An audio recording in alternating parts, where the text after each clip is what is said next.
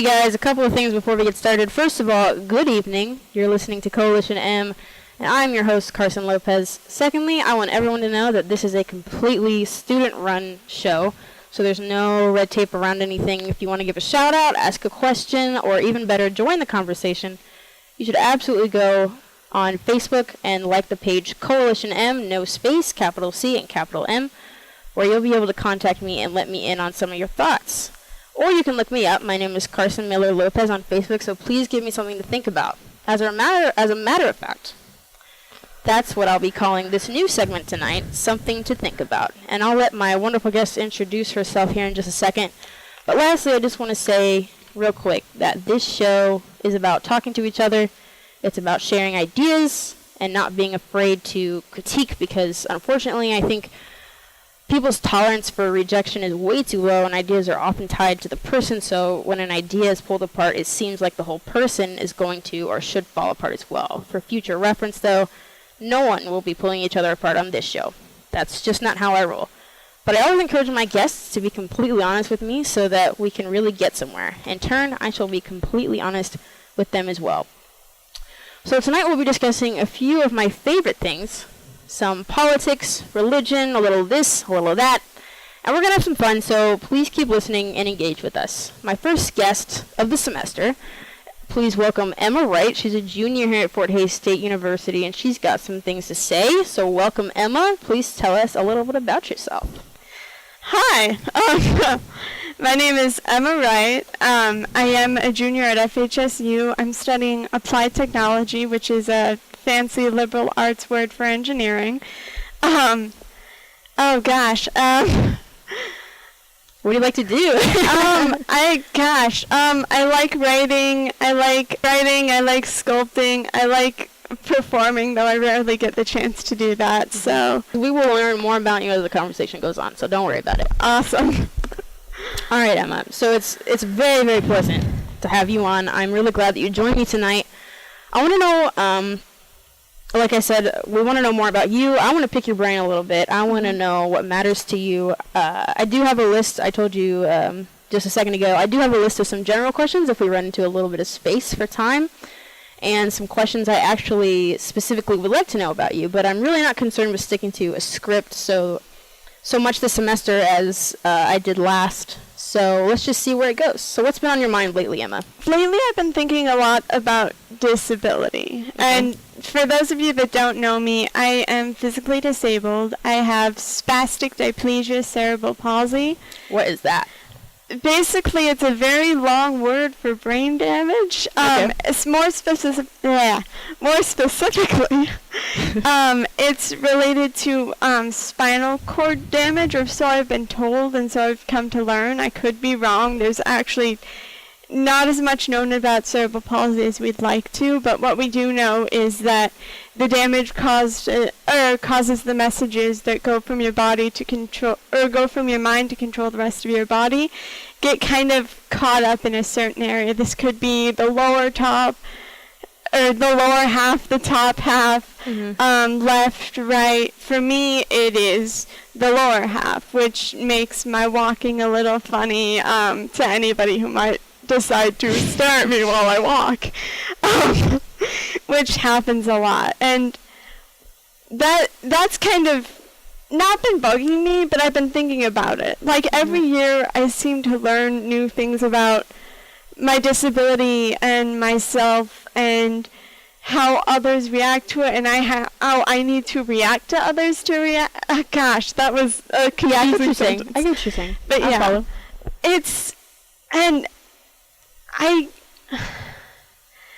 I spent a very long, basically all of my life building this kind of thick skin, so I'm not bothered so much by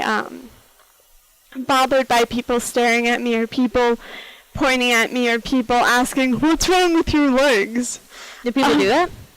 Well, they did a lot more when I was a kid. Mostly kids my age would ask, "What's wrong with your legs?" Although I did get an adult once who said, "Nah, it's none of my business, but..." And it's like, if it's none of your business, then why are you asking? Right. And to tell you the truth, I don't mind answering because I've gotten used to answering, and it's just a part of me, so it's not a big deal. But I have to laugh at all the different ways people like try to ask me politely, or don't ask me politely at all. Okay.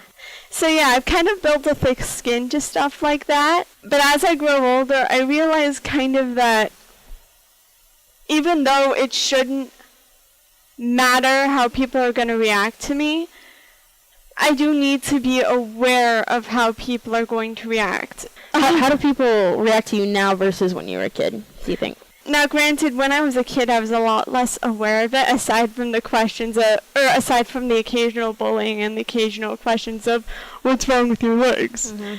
But the older I got, the more aware of it I became, I guess. I'm sorry, what was the question originally? You're fine, just fine. I just mean, do people still ask you those dumb questions here on campus? Do people still point? Do they laugh? I mean, what's your experience? Well, thankfully, college people act like adults, or at least try to. I would hope so. So, like, they don't point or they don't point and laugh.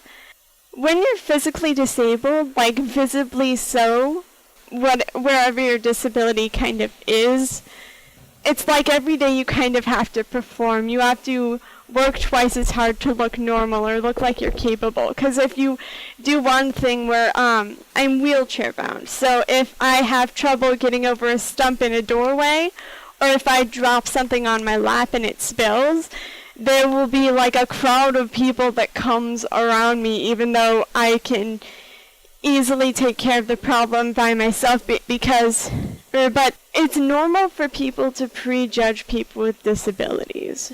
Okay. It's easy for them to do it. So, are you offended when people try to help you out? I've learned not to be, and Okay. it sucks that I have to learn not to be offended by something. Well, this is a very special case. Yeah.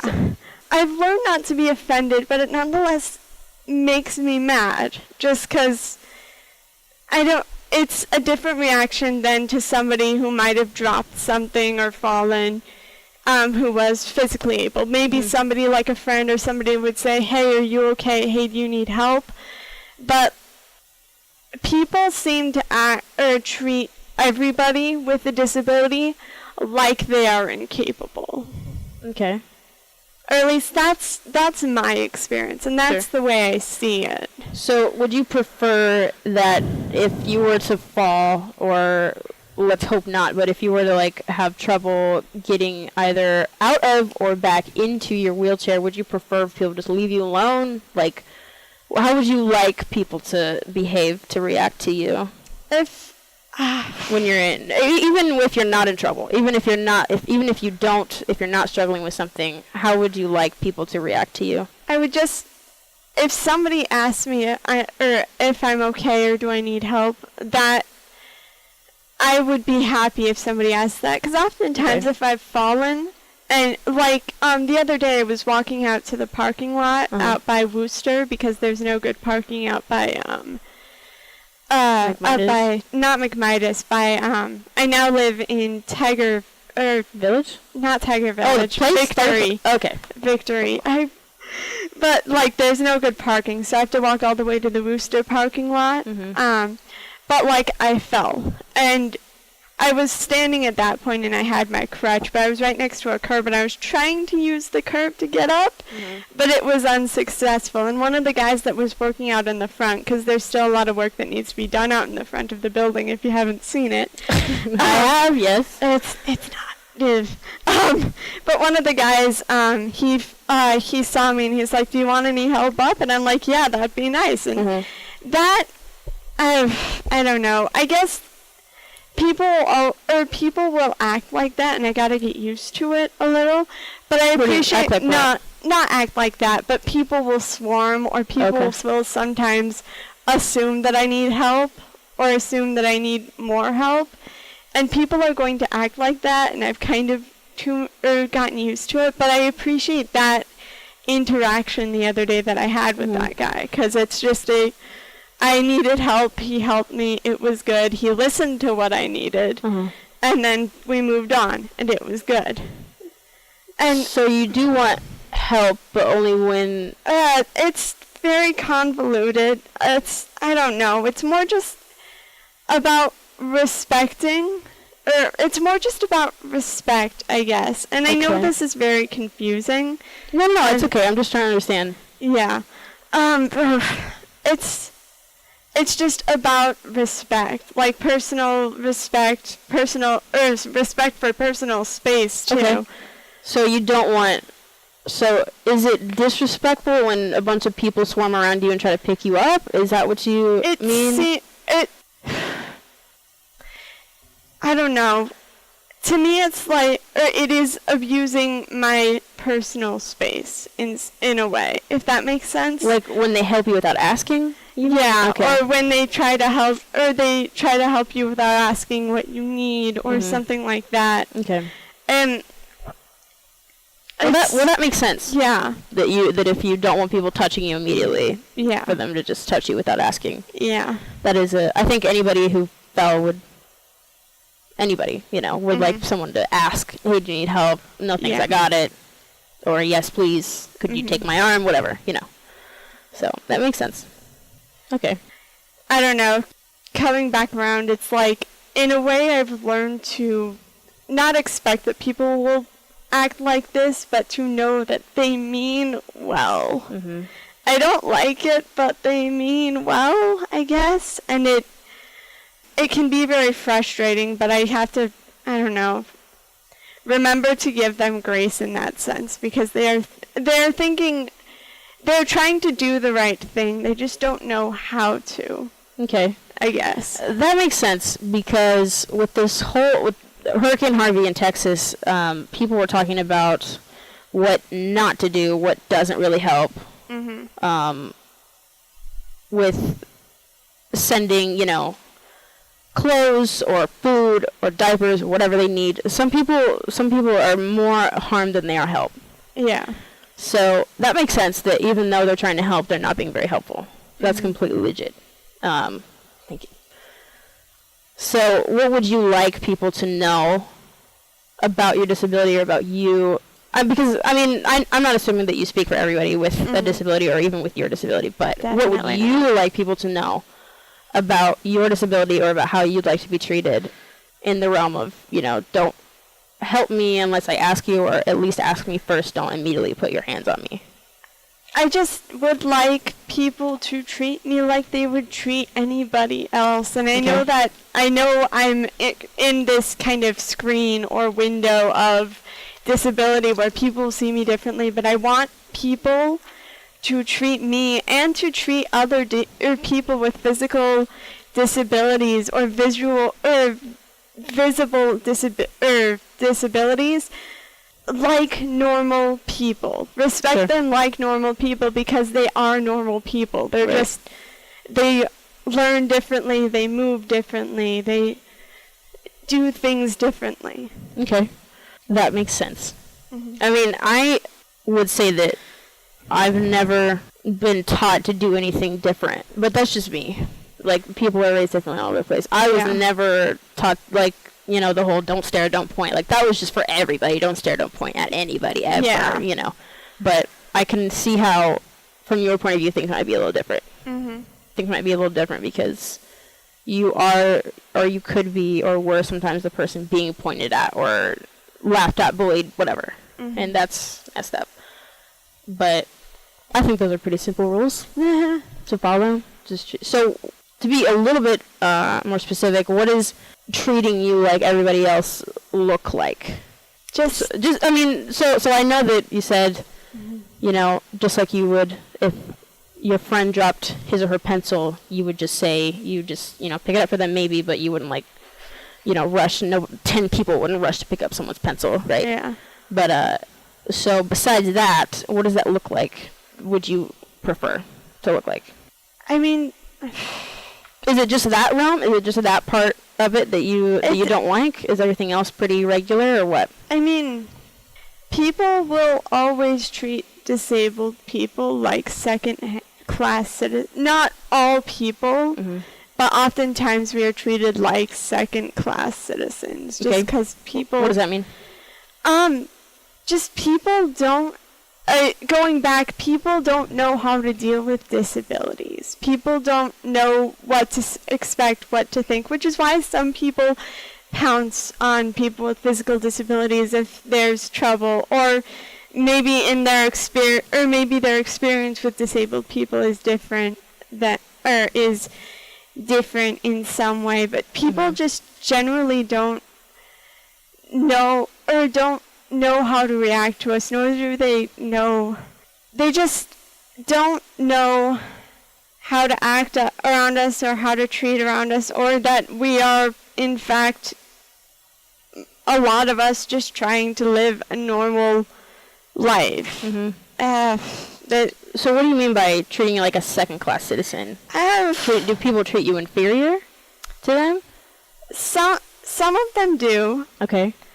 Sometimes it's just in the way they talk, because you can, sometimes if you're around a person enough, you can kind of see the tone change, see their, like, how they treat you versus how they treat other people. Okay. Another way is actually through the legal system.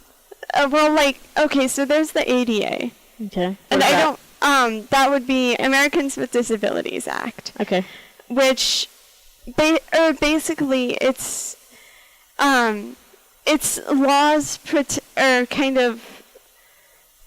allowing accessibility in the United States for people with physical disabilities, and some of it was brought on, I want to say 60s or 70s roughly, when people were starting to complain, or when people with physical disabilities were starting to take stuff into their own hands. Like, they were seeing what civil rights movements were doing, what all the other groups were doing to make sure everybody got equal rights and stuff. And I remember one story that I read in a history book where this one guy, he had to be in a court case, but he had to climb a ton of stairs in order to get there, but he had no legs. How is he supposed to get to court? And he could have gotten in trouble for being in court, but only because he couldn't climb up the stairs because he had no legs. And it's stuff like that that kind of built up the momentum. And oh gosh, I used to have this great picture of a lot of people in wheelchairs sitting in front of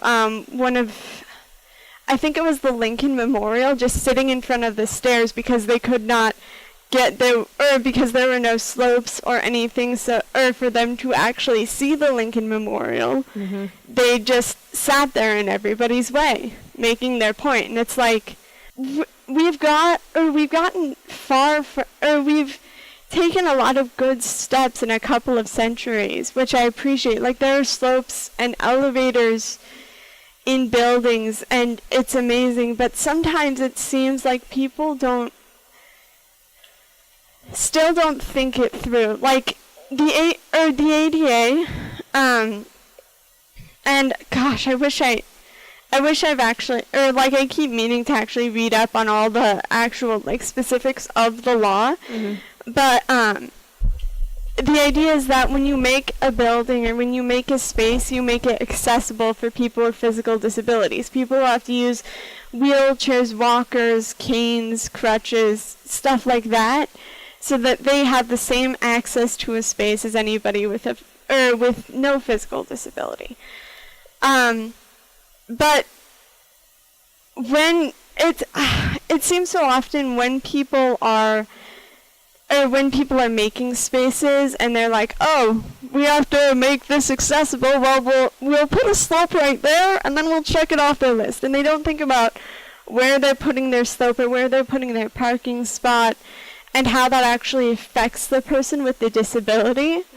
Or the steepness, or I can't tell you the amount of times where I've had to go up a slope that was steep, and I've got good muscles. I've got guns. I would assume. But, yeah.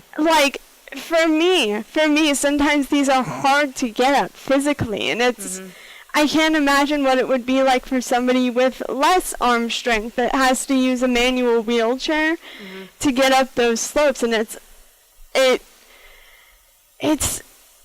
it bothers me so much because it it's just a thing to check, or it's just a box to check off of a list, but it's such an important thing. And I don't know, sometimes when I walk into those spaces, it makes, and I see that slope or that weirdly placed parking spot or an elevator that's way in the back of the building, and it makes me feel not welcome. It makes me feel not like you've taken the time to welcome other people, and you've taken the time to create a space for people to, I don't know, learn or talk or eat or do business, but I don't feel welcome in this space.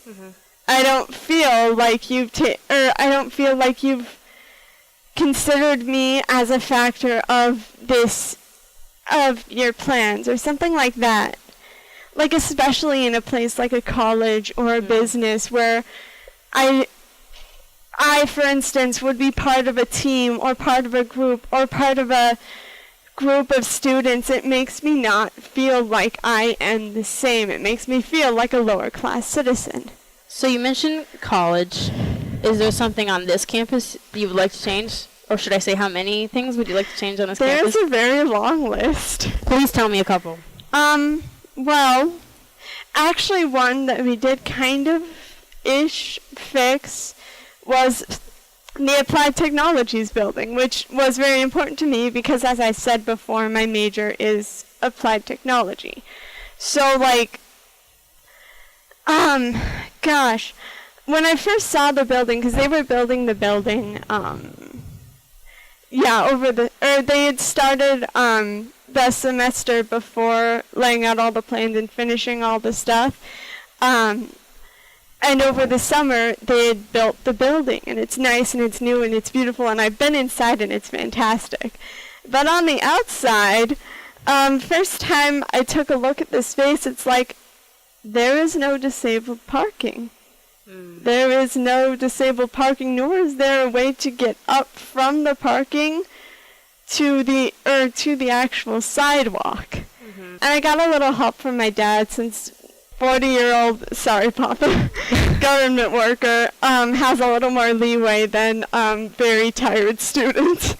But he kind of helped the president and some other people working and finishing up the last bits and pieces to see that they needed to better accommodate this space. And now there's one disabled parking spot in front, which I think that they could put a couple more, because I agree. There are more disabled people than just one on campus at least, and there will come a time where there's more than one physically disabled student in your Applied Technologies building. But yeah, that's something that we managed to fix that was awesome. Weast was a big one on my list, actually, before it got destroyed, which I take great joy in watching that. But Weast was kind of a nightmare for many reasons.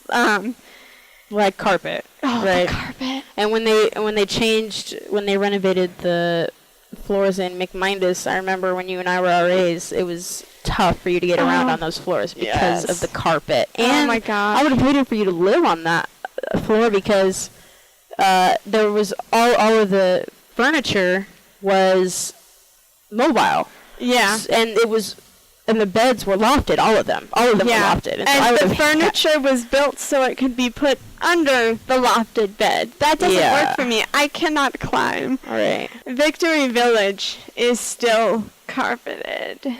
Yeah. And that's the thing. I said this aloud to the hall director, to the last hall director at McMindus before, and nothing was done, where I had literally said the carpet is a bit of a problem for me and probably for anybody else in a wheelchair. It slows a wheelchair down. It makes pushing harder. Even in an electric chair, it could slow things down. And I don't know much about the feeling of an electric chair because I've never done it before, but I don't know. It still bothers me, and it also bothers me that even though the person that I had talked to about the carpeting said, oh yeah, we're taking all this into consideration, we're going to fix this stuff, we're going to make it better, and it wasn't done.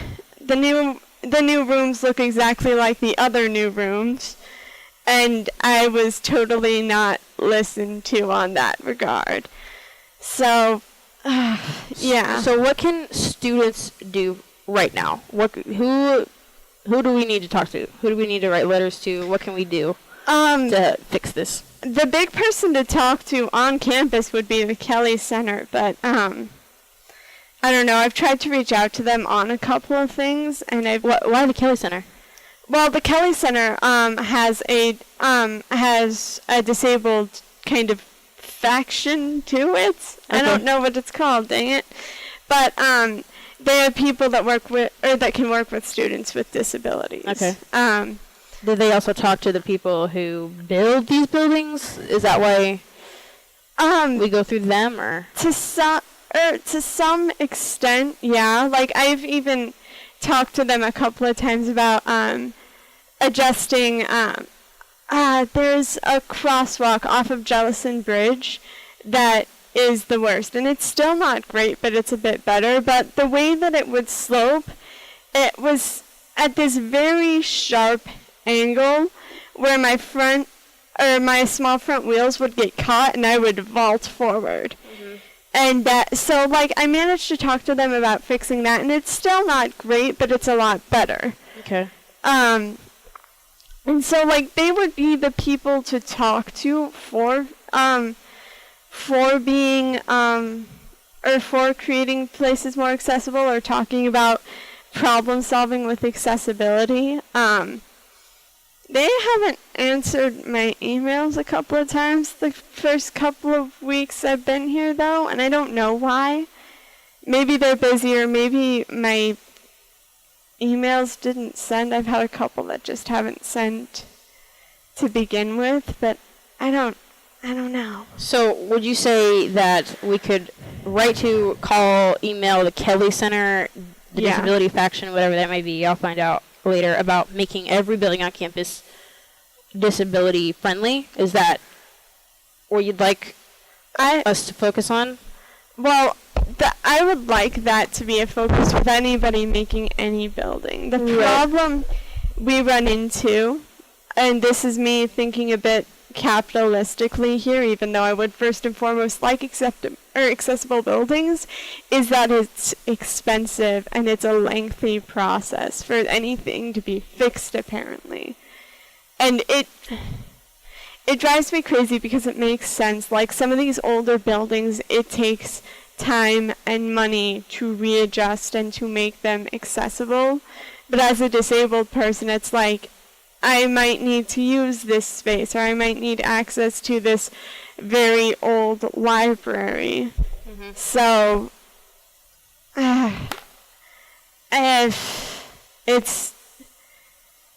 it's very problematic. Okay. Well, what else would you like, or can students do, other than make sure everybody realizes this is a real problem, because every student deserves to be able to get where they need to go on campus? That's a basic thing. Yeah. Really. Well, I would say just be aware of it. Okay. Like, be aware of people's physical needs. And it sounds like a simple thing, but it's something where it's like, not enough people understand what it's like, or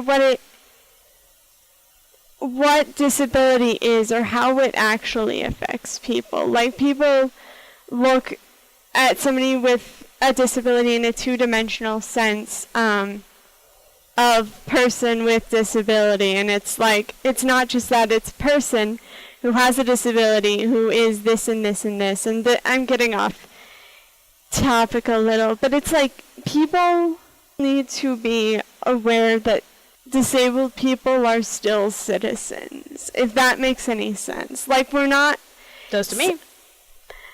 Pretty simple. Yeah, well, simple to you, because you're an intelligent person. And there are a lot of intelligent people that, like, I will walk up to and I will talk to and I feel totally comfortable with, because they won't treat me any different than they'll treat another friendly so-and-so. But, like, other people have the problem where, or other people just don't know that it's okay to treat me or treat anybody else with a physical disability like a person. Mm-hmm. Do you think that people's kind of anxiety, maybe they feel when you're around to take care of you or to make sure you don't hurt yourself, do you think that maybe comes from a fear of maybe not doing the right thing, or maybe of not being, I don't know, politically correct? Like when they talk to you, they don't want to offend you, they don't know what offends you, so they just take the safe route and just barely say anything at all, or they speak as, I don't know exactly how people would talk to you any differently, but, you know, do you think it comes from a place where they're not maybe they don't see you as, you know, this poor little thing that needs help, but they also don't want to overstep and never help you ever. You know, do you think maybe it's just kind of trying to ride that balance of, well, how do I treat her? I don't know her. I don't know exactly what her situation is, and I don't know how to act, so I'm just going to do what makes me feel better. And so I'm gonna tend to this anxiety that I have around her, and I'm just going to, you know, kind of pounce, like you said. I think that is definitely the thing, and more than most, I think that is the reason some people just have trouble talking to me like I'm a normal person, just because it's that anxiety. Mm-hmm. And, like, I get it. Anxiety is really tough. It's hard to get to the place where you have the courage to face, or the courage to, like, I don't know, talk to anybody, talk to somebody personally about anything. I'm starting to trail off again, dang it.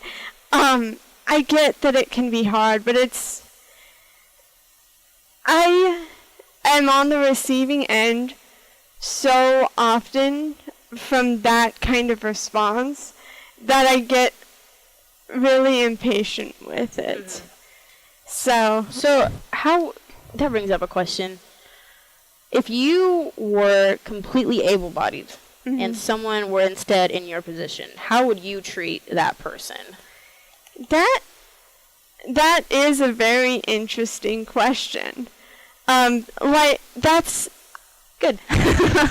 That's like I think about that a lot, where it's like sometimes I am myself in the position where I have trouble talking to somebody because of their disability, or because I don't know how they want to be treated myself. And so I always, like, I can't say that if I didn't have a disability and I didn't know what it felt like to be disabled, I don't know if I could say that I would know how to treat somebody with a physical disability. I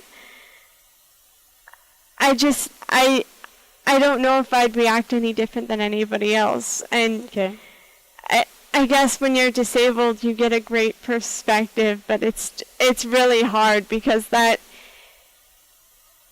seems to be the norm for people, just to not know how to talk to somebody with a disability, or not know how to treat them.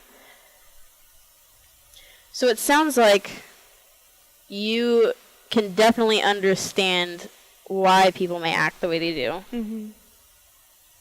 But there's still this conflicting frustration with it, which both are totally valid. Mm-hmm. So how do you deal with that? Understanding why people act like that, but also being frustrated that they act like that? Well, sometimes to be honest, sometimes I can't deal with it. Sometimes it's an angry one person rants in my room, or an angry... I have a lot of those. So I completely relate. Oh, no. But it's so that, like, in my short adult life, it's it's very hard because all my life, when I was growing up, my parents, who are amazing, if you're listening, I don't know if you actually are, but you're amazing. They can if they want to.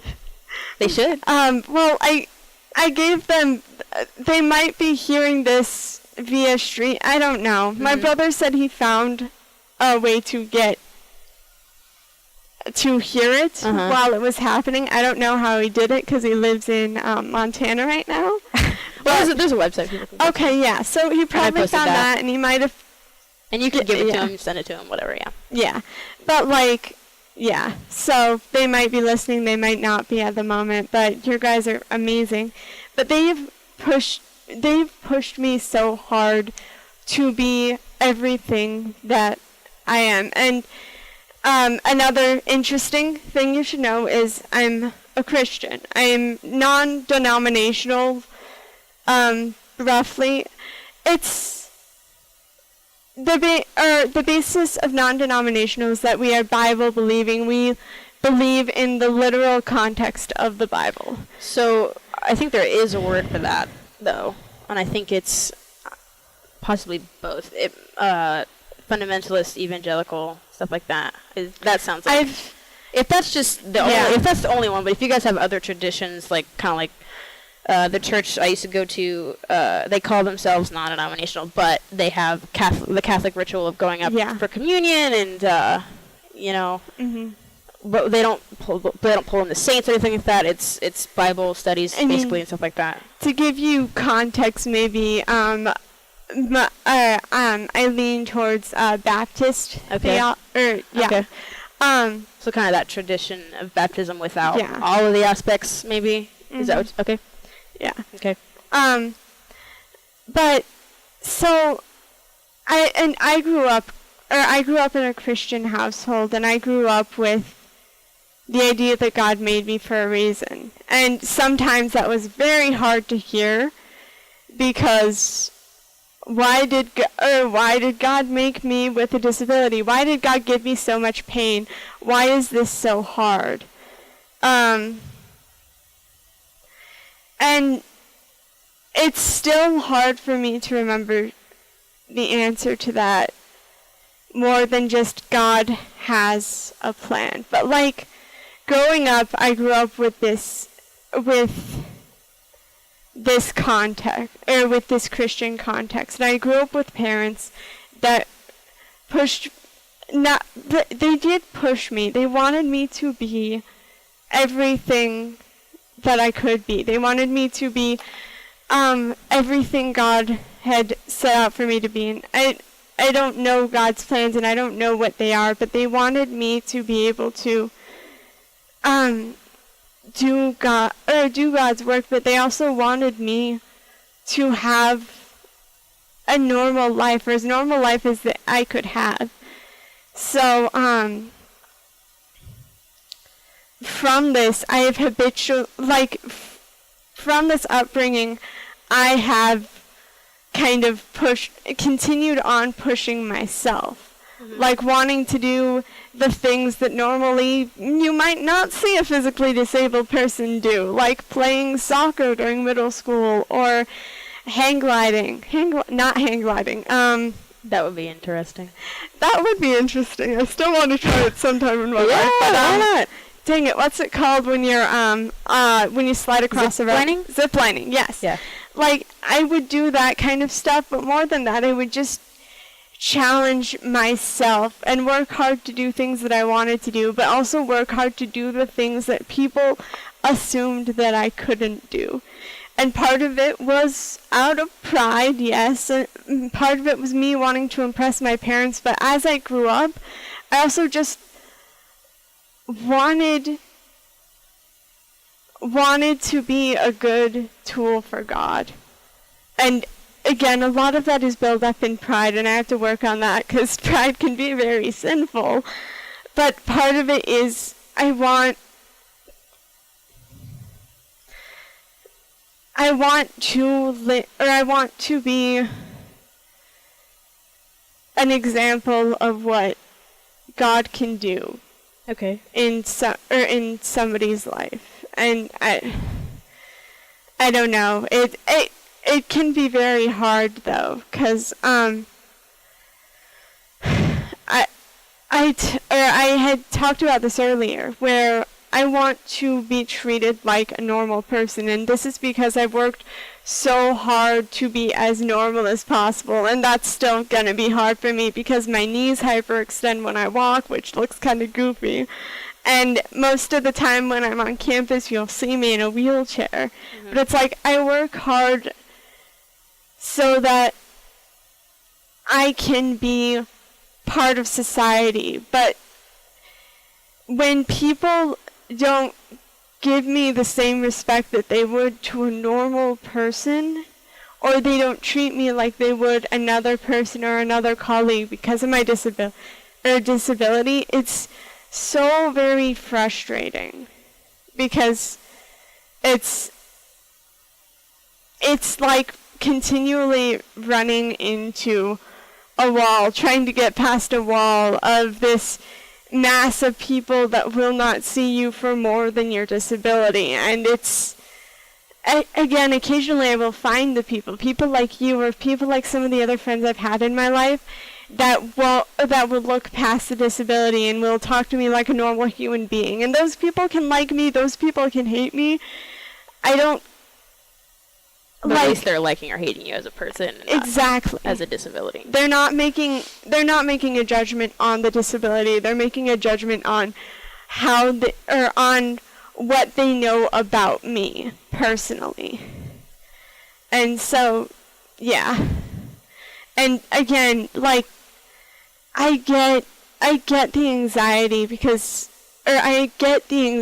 but it's just so hard when everybody has that anxiety. Mm-hmm. And it makes me have to work twice as hard to be friendly, to be talkative, to be extroverted, and to be open. It makes me have to work twice as hard so that people feel comfortable enough to talk to me, to become friends with me, and to see past the physical and appreciate me for who I am or for what I like, or to not appreciate me for who I am and what I like. Mm-hmm.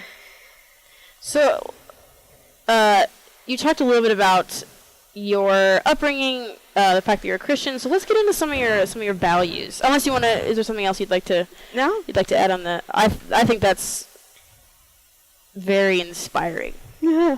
I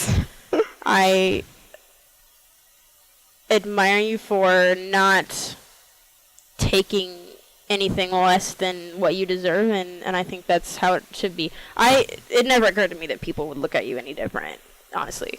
But like I said, not everybody's raised the same way, you know.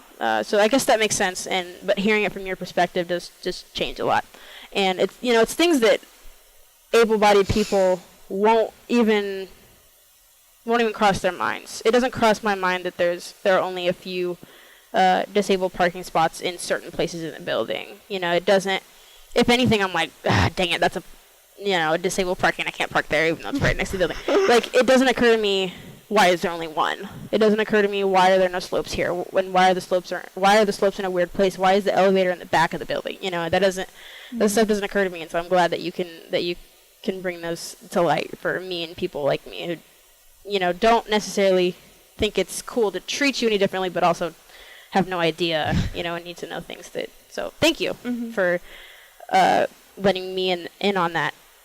And I do plan to see who this disability faction within the Kelly Center is, and see if I can start a dialogue with them and get people I know to start a dialogue with them, because these things need to change.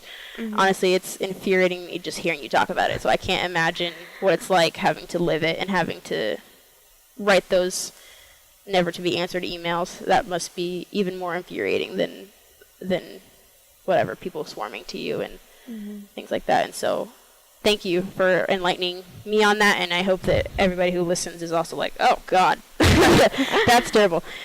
But I want to know about your values. I know we worked with each other for like a little year there, So, I'll just ask you a few questions just to get kind of a ballpark, and then I'll shape my questions from there. So, you're a Christian. Mm-hmm. Do you consider yourself a feminist?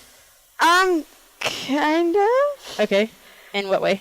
Well, I used to be wholeheartedly feminist in the sense where, well, in the same sense that I fight against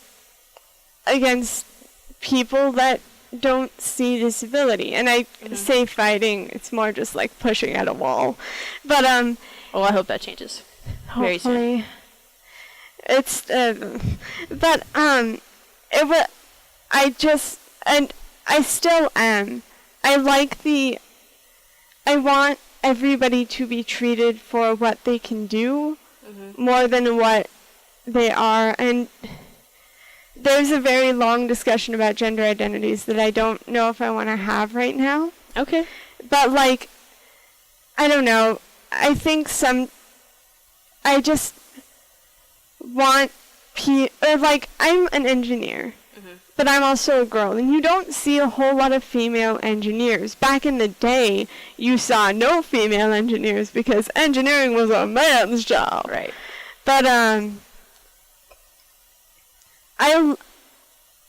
I just like the idea of people being valued for what they can do, for their skills, for their abilities, not because they are female or male. Sounds pretty feminist to me. Yeah, well, I used to, I don't know. I mean, I know people are scared of that word, and it means all sorts of things, and it has a lot of connotations. Yeah. And I'm not saying feminism is perfect, and I'm not saying it doesn't deserve criticism, and some of the criticism that it's gotten so far. But I just mean, I think you and I have that in common. We both just very basically want to be treated for who we are, not, the body we're in, whatever that may look like. So, in what ways, so you kind of hesitated, in what ways are you not feminist? Well, I only say not feminist anymore. For a while, I wholeheartedly clung to the idea of feminism, if only because, oh gosh, this is gonna be a fun conversation, but the wage gap. The wage gap. I was very, very sure of myself with that, and I'm like, females need to be paid as much as men. But then I did some research, and this was only a couple of years ago. I did some research, and the idea that women make, oh gosh, I can't remember the number that they have. 7 cents on the dollar. 87. I'm not sure. Or 70, sorry, not 70. Yeah. 70 cents on that would be the man's dollar. Yeah. But, I did some research, and I learned that statistic is taken from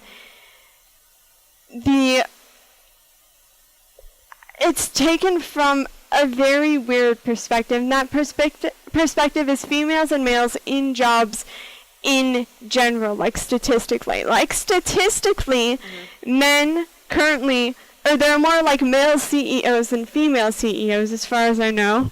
But, there are more men in construction jobs and more high-paying jobs, whereas there are statistically more women in secretarial positions or other positions. Also, women, when they have babies, take maternity leaves, and in which they're not paid. And all of this is taken into consideration with the wage gap, which is why the wage is smaller for females than it is for males, because of all of these factors. Okay. And so do you think because you don't see the wage gap as a big problem, that doesn't make you feminist anymore, or what? I'd say that I kind of separated myself from from feminism, because that was no longer a cause that I needed to fight for. Okay. What if the cause was trying to get women in those positions as well? The idea, hold on, this is kind of very complicated. It was, I no longer wanted to call myself a feminist because it wasn't just feminism. It's not just feminism though. It's feminism and disability and just generally treating people like people. I didn't want to call it a thing. I just wanted people to be treated like people, no matter the race, gender, ability, whatever. I divorced myself from the specifics. Also, when I got when I got myself into the idea of feminism, I started thinking way too intensely about, men are jerks. And that's not feminism. That's not good feminism. I agree. But I wanted to get myself out of that mindset and wanted to look at the big picture of everybody. So I don't entirely call myself a feminist anymore for that reason. So you still have feminist ideals, but you don't want to just be called a feminist. Exactly. So would it make you more comfortable to know that you can be a feminist and fight for disabilities and be a Christian? Well, I can do all those things and not label it. I can just call it love.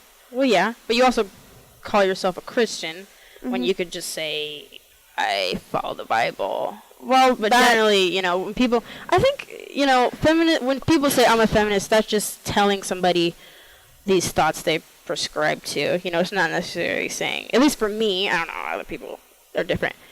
At least for me, it's like, this is one part of me that I call this because it subscribes to this, and then I call myself, this because I prescribe myself to this as well, and, so is it just that you don't like, this may sound odd, do you just not like the word feminist? Would you prefer to call it something, maybe if you could find something that encompasses everything about you, would you still use that word or no?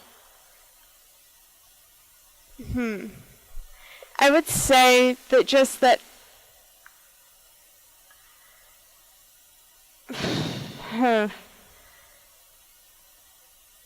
I would say that it's not that I don't like the word feminism. I like, corely, I like the idea of feminism because of it, we've gotten so far. Like, it's the same thing as disabled people sitting at the front steps of the Lincoln Memorial demanding that things be accessible. It's women protesting in the streets demanding that they get the right to vote. It's like that is historically very important to me. But I also, I feel like, I feel like calling myself a feminist is just narrowing my thing. Whereas, I can be a feminist and say I fight for women's rights. I demand equal treatment, equal pay, stuff like that, which should be a thing. But as a Christian, I can still be that, and I can be all, I can be a Christian and show love to people and treat people treat everybody how they ought to be treated. If that makes any sense. And that's the thing. I could be still called a feminist if you want to call it that, but I don't call it that. Okay. That's fine. Cool. That's fine. I'm actually reading a book right now. Have you heard of The Handmaid's Tale? Bits and pieces. Okay. Not enough to know. It's an oldie. Not that old, I think maybe 80s. But it's basically this kind of dystopian world, kind of like 1984. I don't know if you read that in high school. But she says in it, people ask me, the premise is this theocracy where some women are basically just these birthers or breeders, whatever you want to call them. And she said, some of my fans ask me, is this a feminist novel? And I say, well, it's about women being people, and some women being the villains, and some women not being the villains, and some women being neither. So if you want to call it that, I guess. But this is really just about people, and a lot of the people are the women. And so, is that kind of where you're coming from, where it's like, you can call it feminism if you want to, but it's really just me and my thoughts? Is that kind of... Yeah, I guess that would be what you... yeah, sorry, I'm a little... yeah, definitely. Okay. What are some things you would critique feminism on, if that makes sense? Or maybe the people who call themselves feminists, maybe not necessarily their ideals, but maybe how they go about it. What would you say about that? Not assuming you're talking to everybody, of course, but I would say just, I mean, with every political view and every belief system, you get the crazies. You get people that just make your whole opinion look odd or weird or crazy. But I don't know. More than that, there's so many different I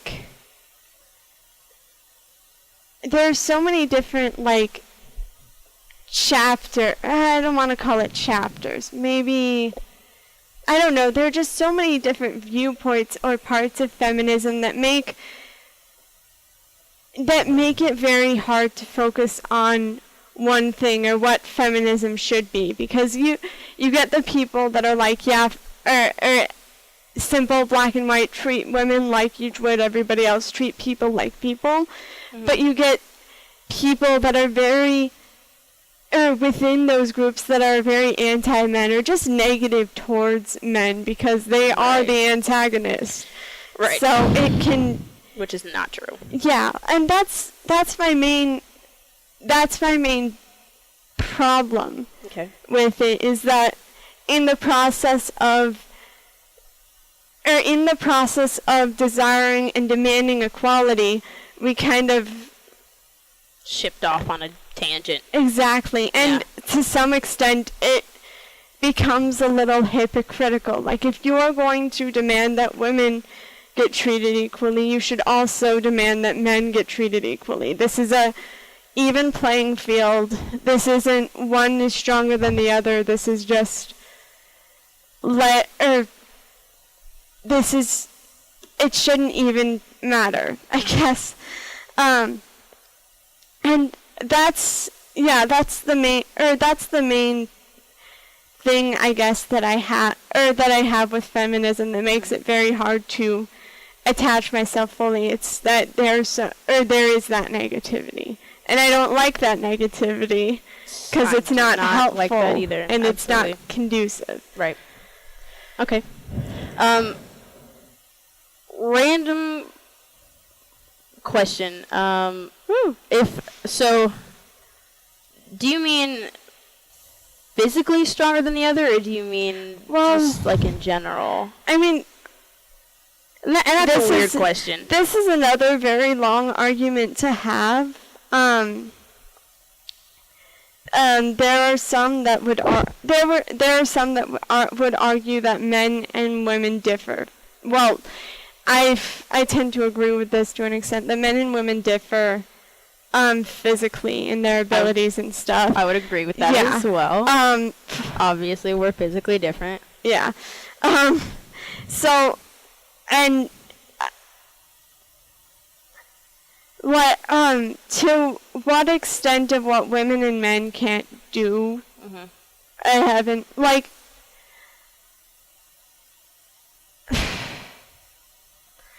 Here, let me try to finish the question. Maybe this will narrow it down a little. I'm sorry. If somebody were to say, I was very feminist, and then I did some research and found out that men are actually stronger than women, and then I was like, I don't really want to be a feminist anymore. With that, do you think that they should... do you think that that's enough to say, you know, I'm not really a feminist, even if they keep everything else. Even if they keep women still shouldn't hit men still shouldn't hit women, doesn't matter who's stronger. But they were like, well, this one thing didn't really make sense to me based on the research that I did, so I don't want to really prescribe to that anymore. Do you think that they should still stick with it, or do you think that that's like I don't know what I want to call it, a sound reason to kind of not flip it off, but dismiss it, I guess that's a better word. I mean, analytically speaking, I'd ask what research they did, what this article is saying, because I think men and women have different strengths in different ways. Sure. But I would also say that everybody's entitled to their opinion. I may not always agree. Right. But it's like if there are facts out there too. And there's facts, there's fiction, there's whatever, but people are stubborn sometimes. Yes. And people just, that's the thing, sometimes I will argue a point if it's worth being argued, but sometimes I think people need to make their own decisions, and sometimes people learn from their own decisions. Mm-hmm. And so I'd encourage that person to do more research, but sure. that's... Well, the reason I ask is just because that was when you talked about, the wage gap and the research you did, that was going to be my question was, what kind of research did you did, and what kind of research did you do? Sorry. Yeah. And so, because I would hope that something like that wouldn't necessarily deter you from calling yourself a feminist, because I know that there's a big problem. There's a stigma around the word.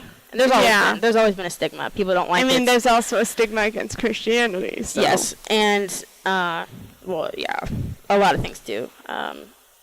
But I would hope that wouldn't deter you so much as it seems to have, which is the only reason I brought up, because you seem to agree that women and men don't have enough of a physical difference to make a decision as to, well, we should put them in this camp and, the other gender in this camp. So you seem to be pretty level on that, mm-hmm. And so I would hope that something like finding out some research on the wage gap and whether or not it's true or not, that that wouldn't permanently divorce you from feminism, if that makes sense. Mm-hmm.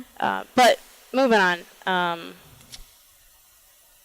you and I would definitely agree that feminism seems to have this name that it's like man-hating. Yeah. And neither you or I hate men.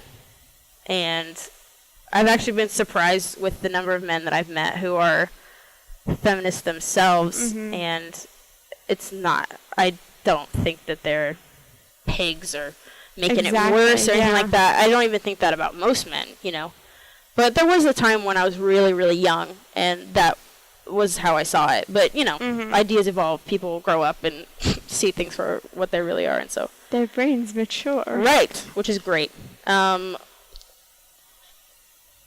So I'm going to let you decide what we talk about next. We can talk about your Christianity. We can talk about Trump. We can talk about both. What would you like, or something else that you have in mind, or would you like to talk about more about feminism? Did you have anything else you wanted to say on feminism? I think I've kind of said my part on feminism. Okay. I don't know. Let's take the route of religion. Let's talk about my Christianity. Okay. So how? Just a second.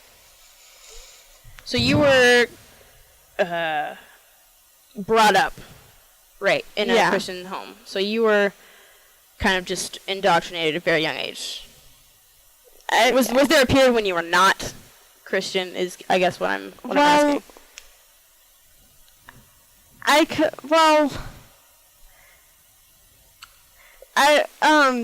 There's some what I'm gonna tell you or say is that there is a big difference between growing up in a Christian household and being a Christian. Okay. And like, okay, Interesting. so What do you mean?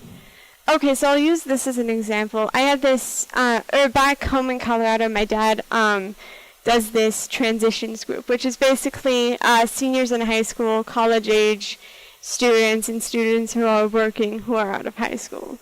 So they're not students, they're just young adults. Yeah.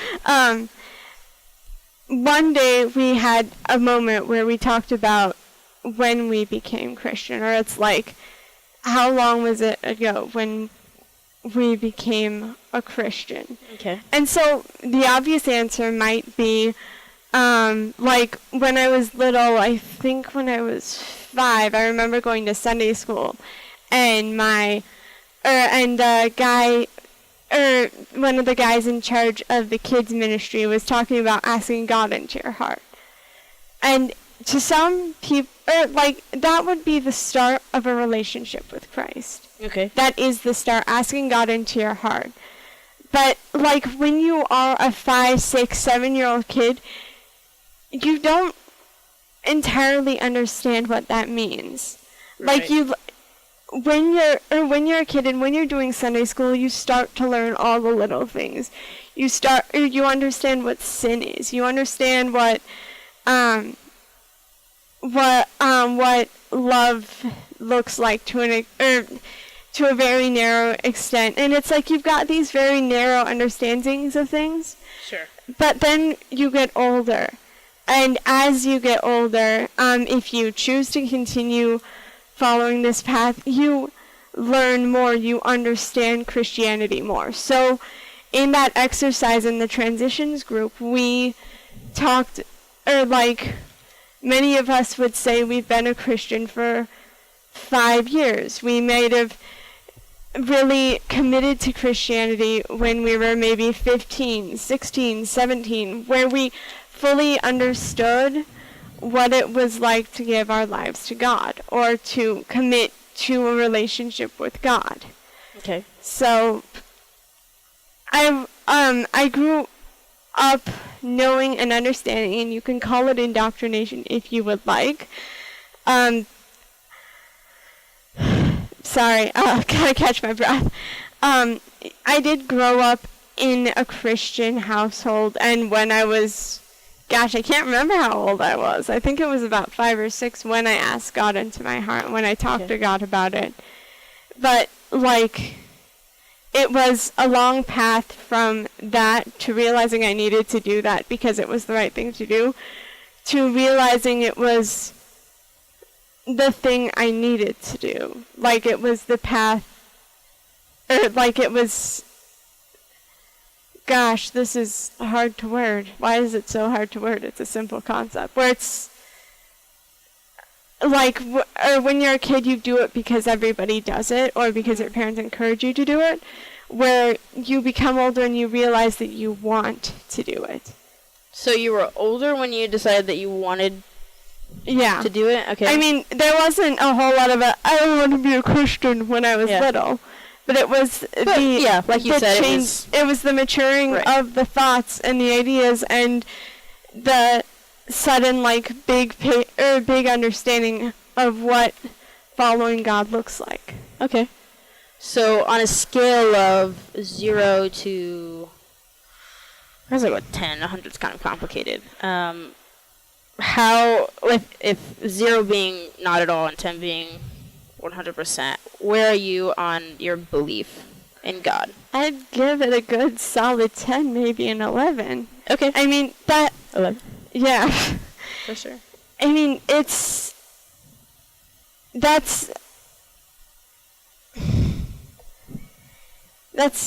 like, I'm sorry, that's a very odd, but I don't know. It's weird putting your belief into a numerical scale. But it's just your certainty, not necessarily the belief itself. Yeah. Just your certainty in it. If that makes sense. Yeah. We could make it a scale of 0 to 100 if you want. Would it be 100? Yeah. Okay. That's fine. So that makes me very interested in. So you said you came to the realization when you were older that this is what you wanted to be, or that God was real, and then you decided to. Well, I always keep with it. I always grew up with the understanding that God was real. Okay. But but it was when I was older when I realized what that meant. Okay. What biblically what that meant and what that meant for me in my life. Okay. Like, does that make sense? Yeah, I think so. I'm just trying to understand. So how did something like click, or did you see something, or did someone say something, or did you read something, or was it everything? Like, actually, it was like what confirmed it? You know? It was something. It was like a little thing that kind of spouted a weird kind of disabled perspective, if that makes sense. And that's the thing. My life is disability, religion, and politics. It kind of like. They kind of relate a lot to each other and are interconnected, which, as I think they should be. You're right. That makes sense. But, like... So it's disability perspective. So what's that? Okay, so, like I talked about earlier, how I did all these things to show people, or to show people that I was more than my disability, or to show people, or to do things that people didn't expect me to do. One of those things was a skiing program that my hospital did during February through March or April, I can't remember. However long there was snow on the mountains, they did a skiing program, and they would drive up a lot. Like the hospital, Children's Hospital, does a lot of group work with the NC. Oh gosh, why can't I remember this name? I was just thinking about them earlier. National Sports Center for the Disabled. NSCD, that's what they're called. But they are a group that encourages and gives tools to physically disabled people who do athletic things, like actual athletic competitive things with leagues and stuff. But like the hospital does a lot of that kind of stuff. And there's a ski resort which has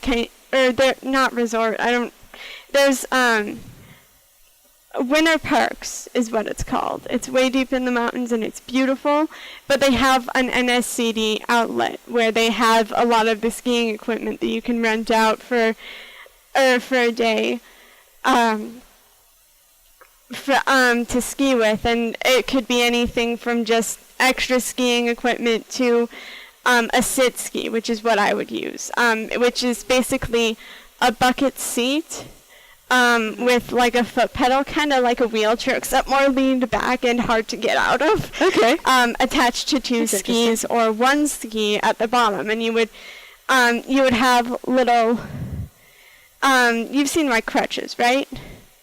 Red crutches? No, you've seen my crutches. Oh, right? Your crutches. Yes, I have. It would work in the same way, where there would be a handle here, a cuff here, with a little more strap security, with little mini skis kind of attached, which would act as kind of both steering and brake. Okay. And it would be kind of a physical process of moving your body, and it's super fun. Back on point though, like, this was my first year doing this, and it was super fun. I enjoyed it. How old were you? Freshman, which means I was, oh gosh. In high school? Yeah. So you've been about 15? How old are you now? Are you 21? Yes. So you've been about 15. Yeah. Rough, yeah. But so, like, I was sitting at the bus, super excited to get going and to get skiing and stuff. And, like, I am a thinker. I think a lot, especially when I don't have anything else to do. And basically, every time we skied, they would set up some kids' movie, because it was this giant tour bus. They would set up a kids' movie for the younger kids to watch, because it was like, geez, I don't know what the youngest grade was, but it was super young to senior in high school. But so I would usually just listen to my music loudly and watch the mountains go by and think. And an interesting thought had occurred to me while I was up on those, or while I was just watching the landscape go by, where it's like, why am I here? Not so much why am I alive, but why am I doing this? Mm-hmm. Why are we like all living or doing this doing skiing? Okay. And like, that's the thing. I don't know, or I didn't, or I can't say I understood the intentions of everybody else on there. Some people might have been out there for a good time, but I could say honestly that I was there to make a point. But why, I thought to myself, right. why What was the point you were making? that I could do more than people expected me to do. Okay. And to some extent I did, but like in later years I look back and some people might just look at it as, oh, she's skiing, how cute, not knowing that I would go to like Double Black Mountains or whatever it's called. I don't know the grades, I just know I went on some pretty intense slopes. Okay, that's pretty cool. I won't even try. Fun. Yeah? But, okay, that's cool. Like, that's really cool. In the end, what does this accomplish? What does this do? If this is what I'm trying to prove, then to what end? Okay. Like, why? Why is this useful? Why is this helpful? Why? Just a bunch of whys started occurring to me. And it was just this weird occurrence or idea where I thought to myself, my actions are meaningless. And that seems very negative, but within the Christian perspective, we have a place, if we've accepted Christ into our life and we've devoted our lives to serving the Lord and spreading His word, we have a place where we know we are going. But which is heaven. Okay. Which outside of that, because my brain works on a basis of devil's advocate, where it's like, if not for my Christianity, I would be going nowhere.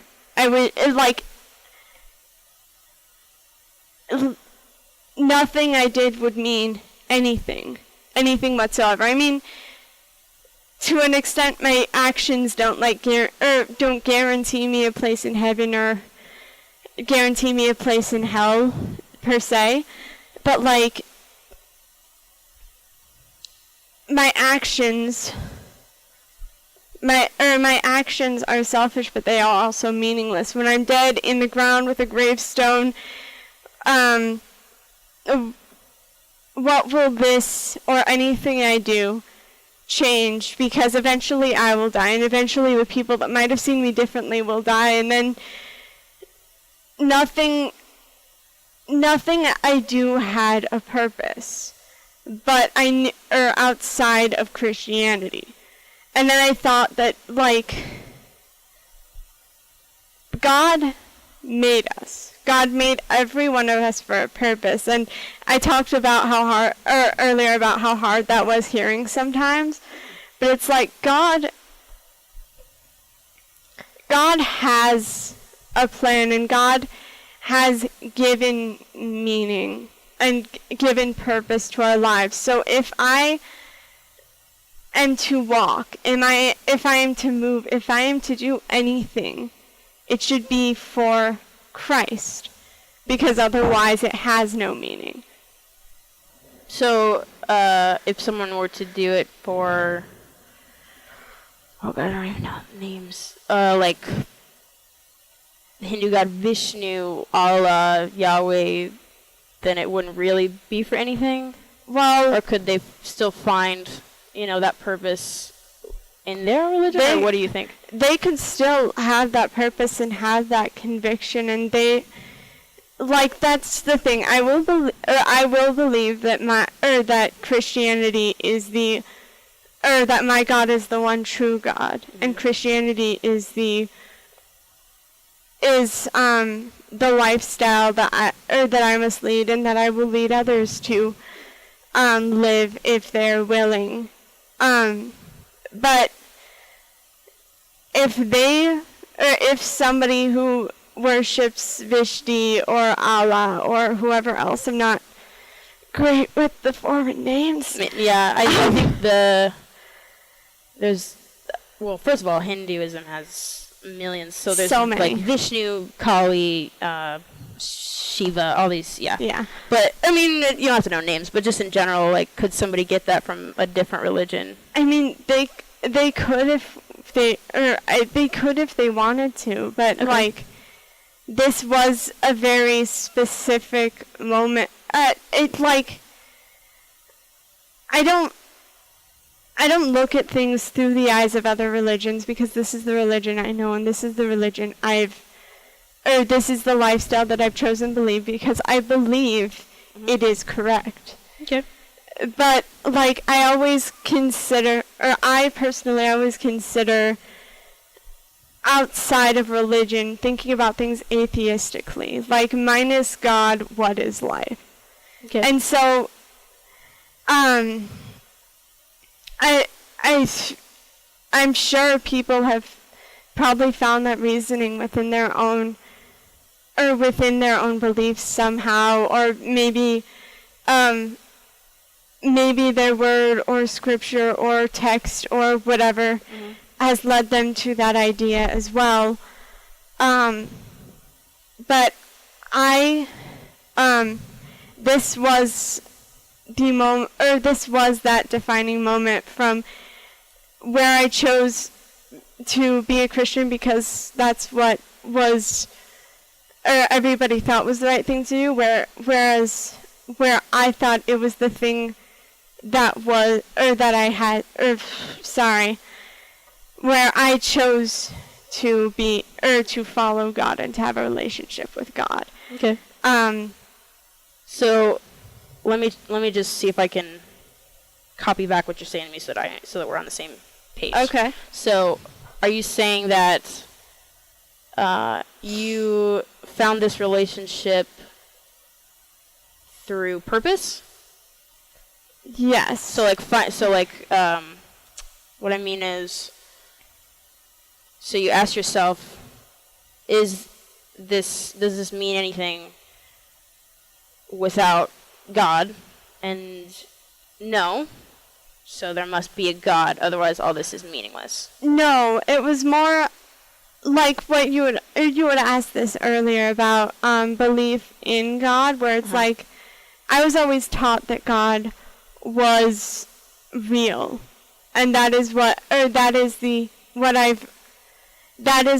truth that I've accepted my whole life, because to me it is the truth. Okay. The realization that I came to is that it's the idea of what Christianity is. It's doing everything for God instead of for ourselves. Okay. Because, that's the thing. Me doing all of my actions, or me doing skiing out of pride and out of wanting to prove something to people, well, like, skiing is fun, but for some of the purposes I was doing it, it was purely selfish. Okay. Whereas, and again, this is in the context of skiing, but it was also in the context of other ways I live my life. Like, if there's no meaning to life, why do I get out of bed? If there's no meaning to life, why do I choose to walk? If there's no meaning in life, why do I choose to work so hard every day? And God is the purpose, that He is. Right. Yeah, I understand. Yeah. I understand the conclusion that you came to. I'm just wondering with that middle ground, like, how you came to that conclusion is all. Does that make sense? Yeah. I understand where you were before. The question that you had was, what does this mean, right? Mm-hmm. And in the end, you came up. What does this mean? And then God was the conclusion. So I'm just looking for, like, the ropes that connected those two thoughts. Does that make sense? You know what I mean? So how did you get there? Was it because it was already there, or was it? Well, is that what you mean by, since I was already growing up in a Christian household, I'd always had that thought anyway. So is that why it led you there, or did you have a separate conversation with yourself? It was like, how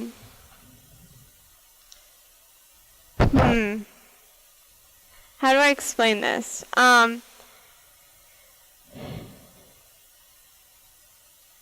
It was like making a connection. It's like I follow God because it's the right thing to do. I have this Bible that tells me all the truths. But it was, in that moment, it was making the connection of what that meant. Okay. Like, okay, let me think of an example. Like, I was trying to do it in math, but I can't think of anything mathematic right now.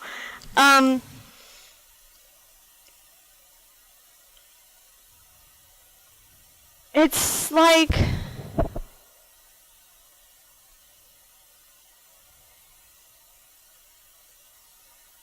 okay, here's an example.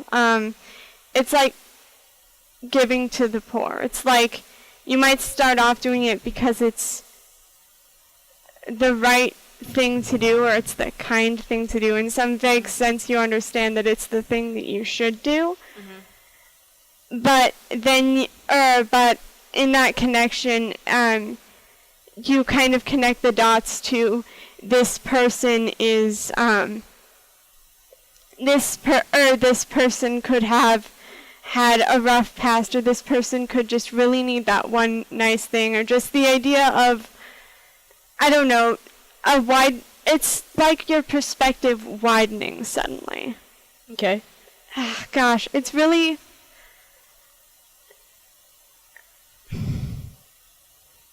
we can move on if you want to. Or I can ask you a different question. it's okay. I didn't mean to mess your mind. I didn't mean to tangle you up. It's okay. It's just, it's a very hard thing to help other people understand, because to some extent it is like, what is the meaning, what is the purpose of life, why am I here kind of stuff. That is kind of really negative thoughts, and it's thoughts that I think it's negative. Well, it can lead to some negative stuff. Like when I was in middle school, it was very rough for me. I mean, that's like I talked earlier about how when I was little I didn't really notice things, but it was in middle school when I started to realize that I was different and that was apparently a problem. I use quotes for those not looking at me. Thank you for narrating that. Yeah, that's a problem sometimes. And but like it was in middle school where like these thoughts were very negative, where it's like, what is the purpose of anything? Why am I here? Would it be easier if I wasn't here? Would it be easier if I was gone? And so God is what keeps you here. God is the purpose. Okay. Because that's the thing. I'm an engineer, and I guess I've always thought like this, and I only realized, oh, hey, I should be an engineer a couple of years ago. But it's like, I think of God as an engineer, in a way. Okay. Where, like, again, I repeat this, God put me here for a reason, God has a plan for me. And I think of it as one would think of a design for a piece of machinery, or a piece of, or a building or something like that, where every piece designed has a purpose. And it might be, that's the thing, it might be a very small thing, or a very small thing, or a very big thing, or it might be a very intricate, useful thing, or maybe just, like, everybody has a part to play because God planned it like that. And that is the thing that keeps me going, knowing that whatever comes my way and whatever God decides to put in my path, he puts it there for a reason, and he has a plan for me. I don't know what that is. I've spent nights just worrying and wondering what that looks like. But that is the thing that keeps me going, knowing that God has something in mind for me, and God has something in mind for the people around me. And God has something in mind for some random person across the world that I've never met, but God has this intricate plan that that he has set for us. Okay. And that is the thing that keeps me going. It's like I'm not living for anything else. I am living for Christ. And sometimes I mess that up, and sometimes I totally sin. Yeah. Okay. And that's sin nature, but it's like that's the thing that always brings me back and brings me back to focus, where it's like God is here, God has a plan. It's thinking about things in the big picture, like I talked about earlier with feminism, where it's like it's not just one person, it's every person. Mm-hmm. And God made every person for a reason. Okay, and so, so earlier I asked you if somebody could get that from their God, whatever, we didn't know the names, but from their religion. So I'm wondering if you could have gotten it from Vishnu or Allah or Yahweh or Jehovah. Why is it this God instead that you choose to go with? Because, like what sets this one apart from all the other ones if you still get the same purpose out of both? You know what I mean? Yeah, I get it. It's because, to me, it makes sense. So it makes more sense to go with this one than Vishnu, Yahweh, Allah, whatever. I mean, I don't know if I've ever even considered being a part of any other faction or belief, I guess. But, oh gosh, this might sound silly to somebody who might not think the same way, but theology in in the context of the Bible and in the literal translation of the Bible makes sense to me. Okay. In what way? It just once one of the pastors at my church, I mean technically he's an elder but occasionally serves as a pastor, he said at the beginning of his sermon, the Bible is sufficient. Okay. Where, what does he mean by that? What he means is that the Bible is everything we need to know, if that makes sense. I mean, okay, barring the knowledge of how to do math and speak eloquently, God gave us everything we need to know about him and about so it's everything that you need to know about God. Okay. And that's the thing. Whenever I read the Bible read the Bible in the literal context, which is the only context, there is no hazy areas for me. Okay. And there is so much, or there's I don't know if I can entirely zero in on something right now. That's fine. I could give as an example, come back but later. You can I would love to have you back. Okay, cool. So, but keep going. Sorry. But it has always been black and white to me.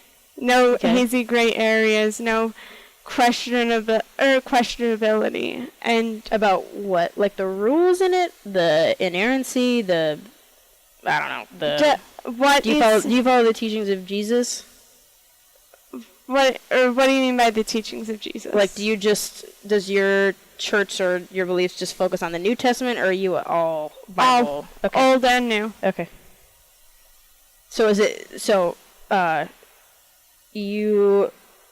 it's black and white.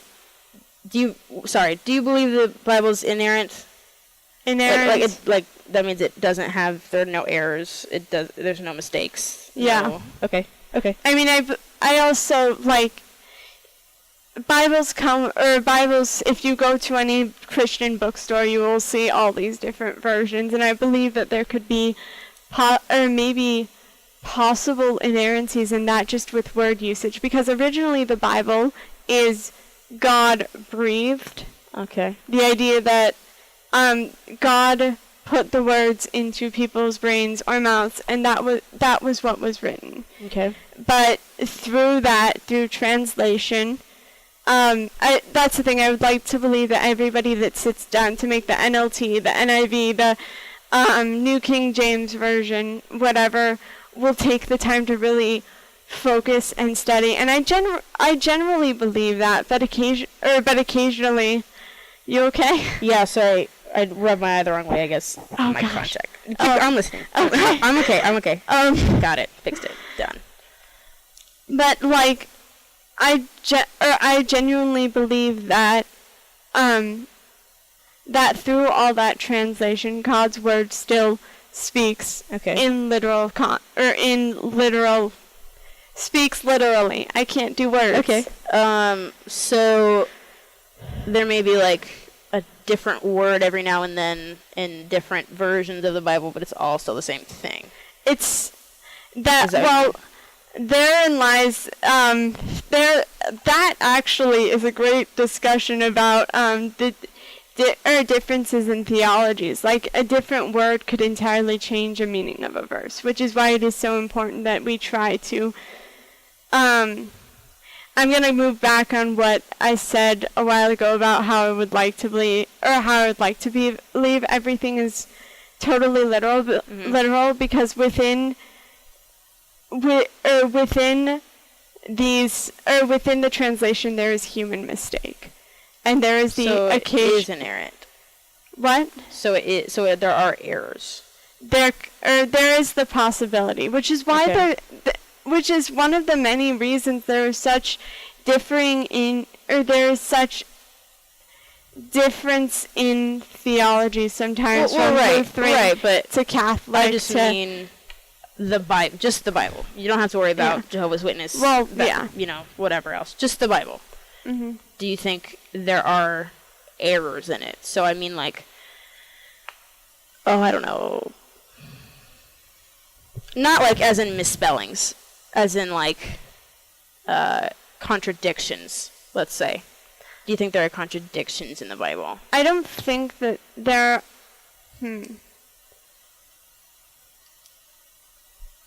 Because like when people say Catholics believe the Pope is inerrant, that means whatever he says is true. He cannot be wrong. That's what they believe. And so, applied to the Bible, it means whatever the Bible says is true. But now that you mentioned that you think one word could change a whole thing, if I were to put two Bibles, right here in front of me, and I open and one says something completely different than the other one, that makes them different. That makes what they're saying completely different, doesn't it? Or is that not what you mean? I mean, I could say, sorry. Does that make sense?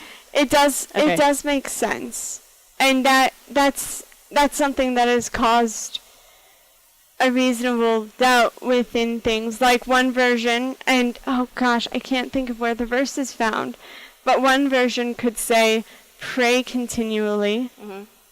I think that's in Thessalonians, where it's like, "Pray continually, give thanks in all circumstances." But another version could say, "Pray without cease." Now, those sound like the same thing. They sound similar, but without cease could bear a different meaning than like continually. What else would that mean other than continuously?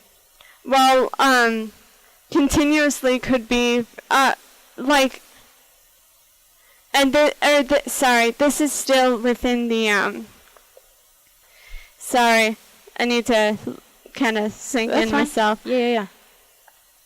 Though those sound very similar, there are some that could read those two verses differently, where pray continually sounds a bit more, or might sound a bit more passive than praying without cease, meaning praying without stopping, praying all the time, when they should mean roughly the same thing. Mm-hmm. But okay, and within that context,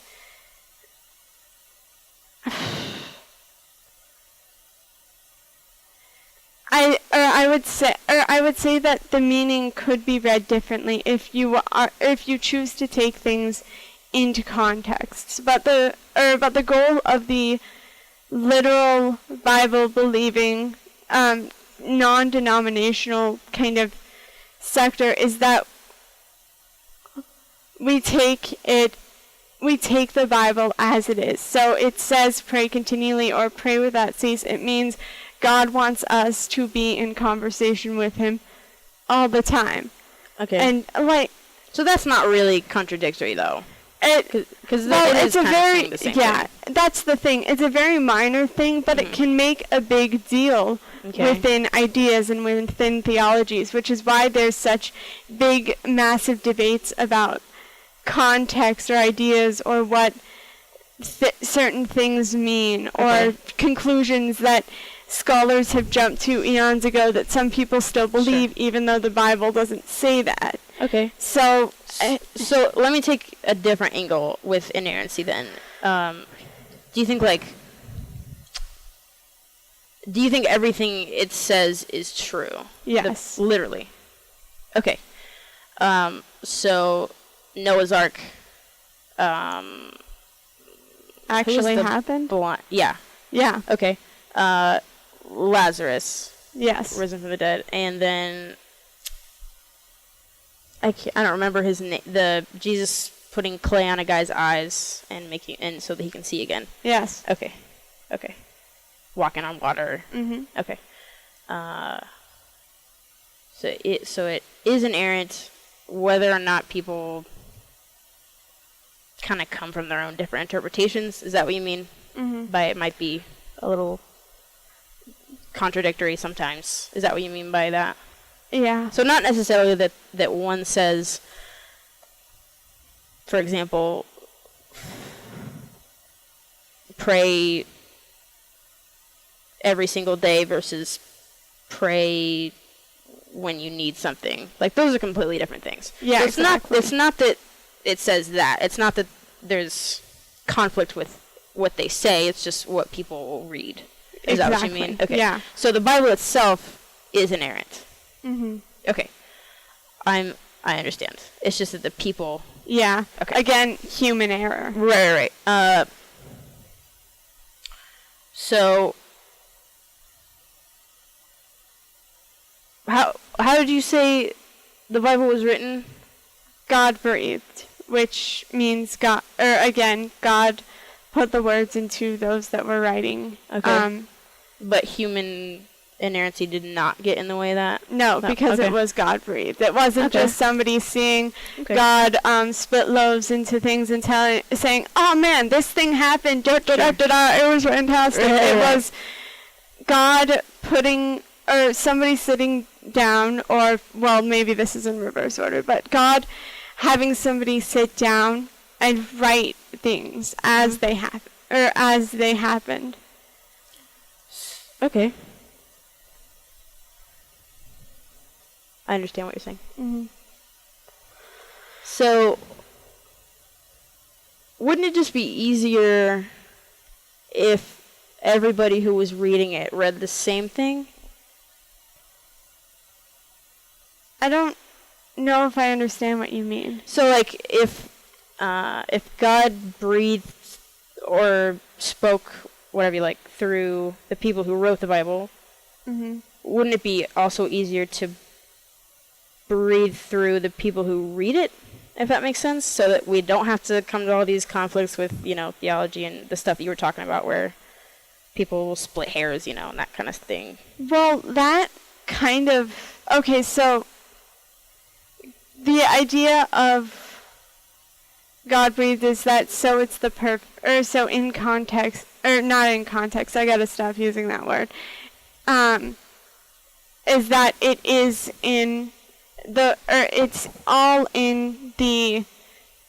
Oh gosh, I can't think of words anymore, darn it. It's as it should be. It is all that we need to know about Christianity. Okay. But if you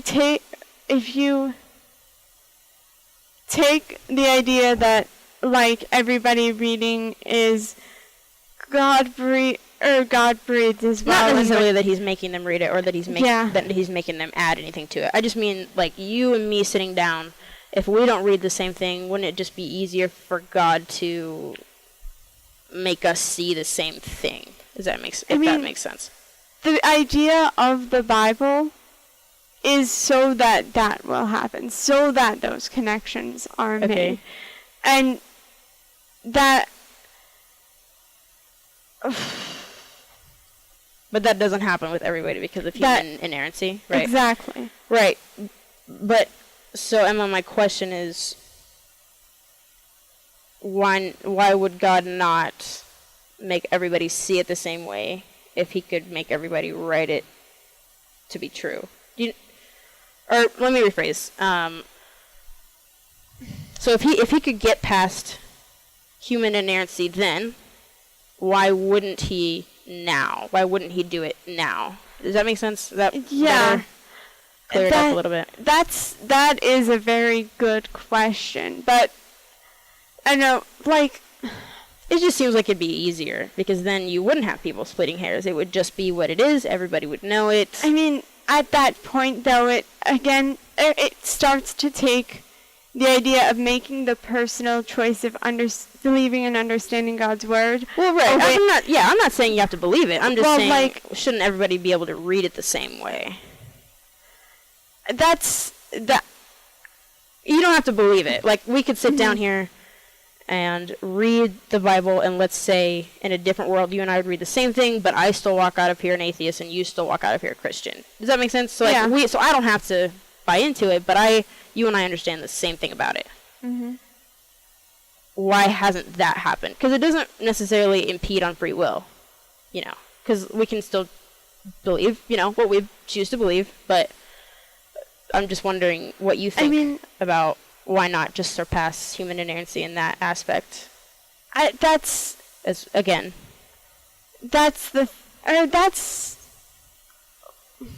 on, sinking in. yeah, no, let it sink in. I want to know what you think about that. I think that honestly, the Bible was written so that we would understand it, right? Like,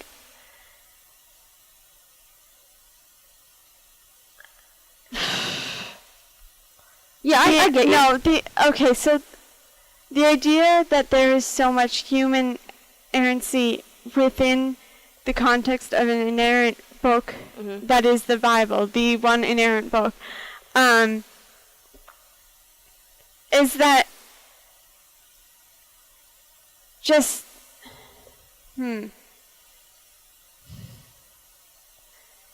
people try to read something different out of it. People try to get something different out of it than what's actually there. And okay. But you don't think it's possible that people were doing the same thing then? Well,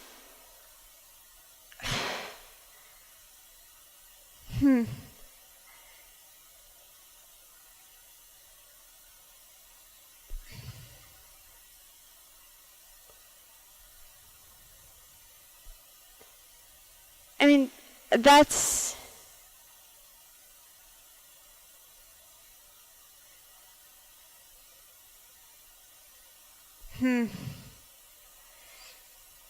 I've always, and this is through personal experience, where I've always, I I mean, as I've grown in Christ and as I've read the Bible more, I've understood more and stuff like that. But to me, I feel like when we read the Bible, we have the ability to read it properly. Mm-hmm. Like, to me, the Bible is very sensical. It's like a textbook. It shows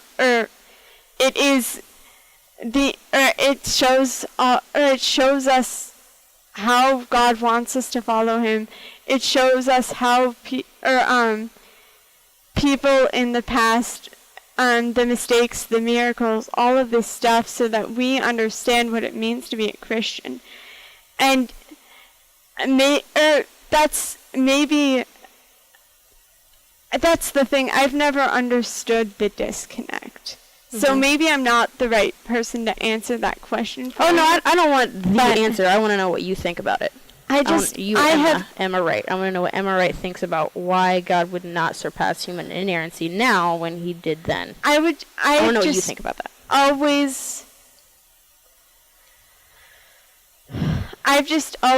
have always personally thought the Bible to be I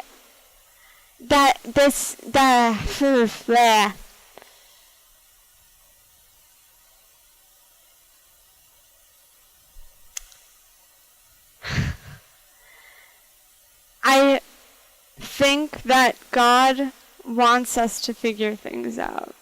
The thing. Like, if God just gives us the answers, then we don't know how to get there. Isn't the Bible the answer? No, the idea is oh gosh. So He kind of wants us to be a little confused? No, not confused. Okay. God wants... It's like, okay, here's a math example. Okay. Math. Okay. Okay, so you can somebody could show you the beginning of the problem. Right.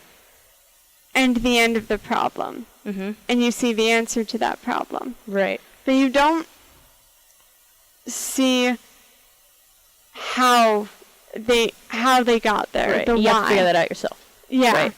I always thought that the idea is that God gave us all the truths, and He also gave us the ability to understand. And so, in the example you gave of math, that would make sense if everybody was getting to the same conclusion anyway. Because math, there are lots of ways to do it, but you should always have one answer. But in this case, everybody's coming up with a different way to do it and a different answer.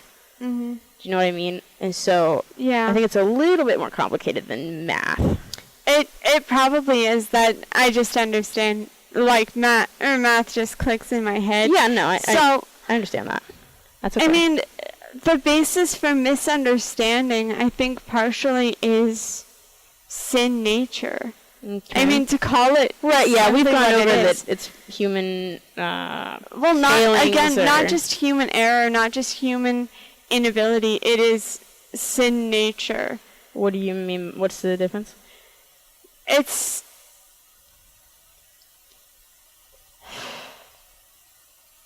Hold on. Do you mean that it's because humans are bad that they'll misinterpret it? I think... Oh gosh, this is a actually very interesting and hard to answer question. I got to give you credit for that, but it's no, I swear I did not pull that out of my laptop. It's okay. I mean,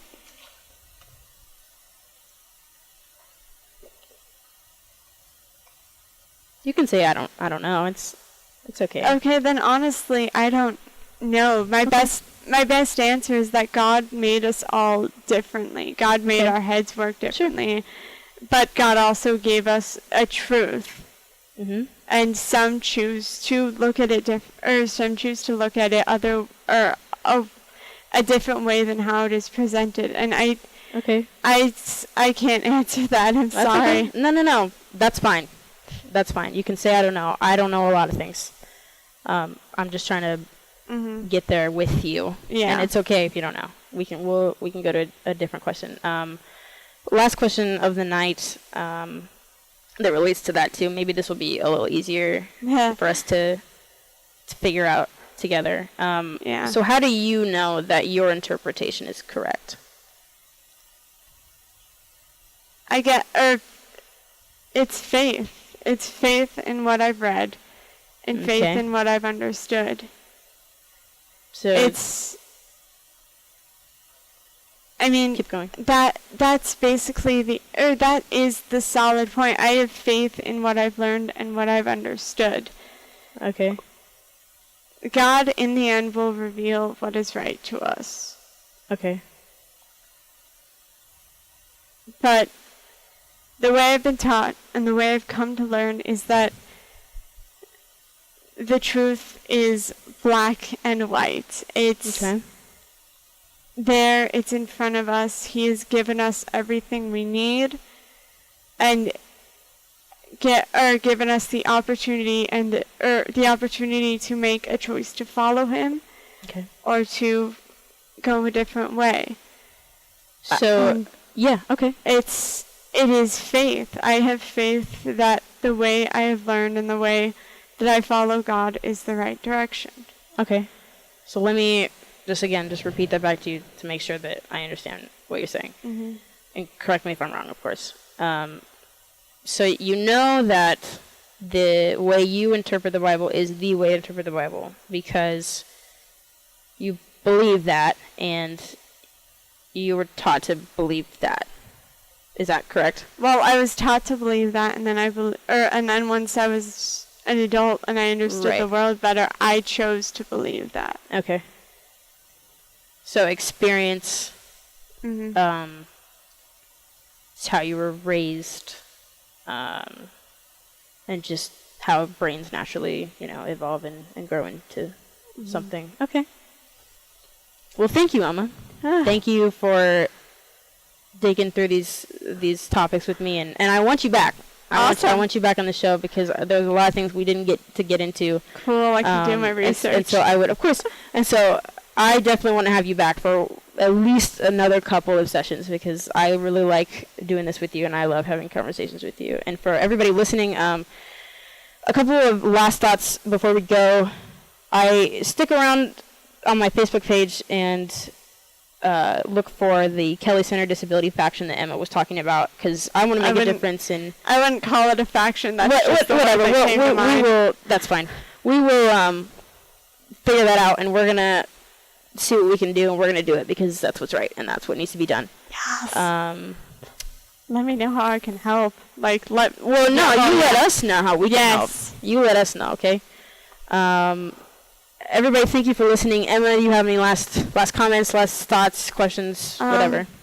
Thank you for listening. I hope you learned something interesting or was able to bring something new home. Oh yeah. With you, and thanks for bearing with me as I try to figure out questions. All right. God bless you. Thank you so much, Emma.